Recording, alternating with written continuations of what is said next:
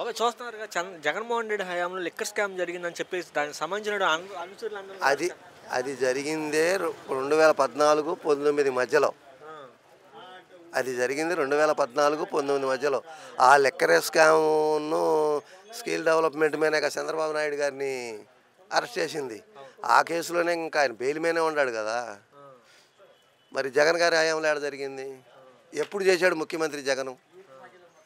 2019, 24 మధ్యలో చేశాడు. అప్పుడు కాదుగా జరిగింది అది. 2014, 19 మధ్యలో జరిగింది అది. దాన్ని వాళ్ళు మాఫీ చేసుకోవడానికి జగన్ గారి మీద అపోహలు సృష్టించడం, ఇదంతా డైవర్షన్ పాలిటిక్సు. రెండోది ఏముంది? ఎవడన్నా అడిగితే ఇంకోటి కొత్తదాన్ని తీసుకురావటం. జగన్ గారు బయటకు వస్తుంటే జనం వస్తున్నారు, ఆ జనం రాకుండా ఉండాలా, ఆ వచ్చిన జనమైన కేసులు పెట్టాలా. మరి అట్లాగనే మన సత్యనపల్లిను చిత్తూరు జిల్లా జరిగింది. మరి అది ఇప్పుడు జగన్ గారు వస్తున్నాడు అనుకో, సపోజ్ మా ఊరే కొన్ని వేల మంది వస్తారు, అది రాకుండా ఉండడానికి. బాబాయ్ ఎందుకని వైసీపీ కార్యకర్తలను చూస్తే నాయకులతో భయం అంటారా చంద్రబాబు నాయుడు కానీ? భయం ఏంటి? రేతినే జగన్ గారి పేరు తలుచుకుంది వాళ్ళకి నిద్ర రాదు కదా. జగన్ గారి పేరు తలుచుంది వాళ్ళ నాన్నకి కానీ, లోకేష్కి కానీ, పవన్ కళ్యాణ్కి కానీ, తెలుగుదేశం వాళ్ళు ఆ టీంకి నిద్ర పట్టక. జగన్ గారు అంటే భయం, జగన్ గారు అంటేనే భయం వాళ్ళకి. అది అందుకని అతన్ని ఏదో ఒకటి చేయాలి, ఆ పార్టీ లేకుండా చేయాలి అని ఇది తప్ప రెండోది ఏమీ లేదు.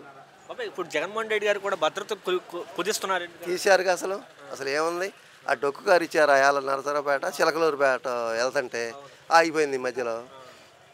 ఆయన సొంత వాహనంలో పోయాడు. మధ్య కూడా జగన్మోహన్ రెడ్డి గారు కారు కింద చనిపోయారని చెప్పి అదే ఆ ఊరు మన ఇదే సత్యనపల్లి దగ్గర రెంటపాళ్ళలాగా, రెంటపాళ్ళ ఆ కారుని కూడా తీసుకెళ్ళిపోయారు. కోర్టే చెప్పిందిగా.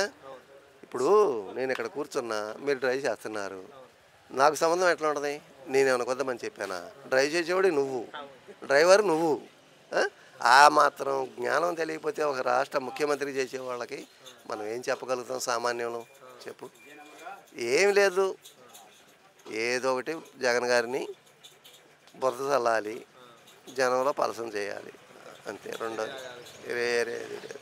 వాళ్ళు ఎంత చేస్తే అంత ఆయన అది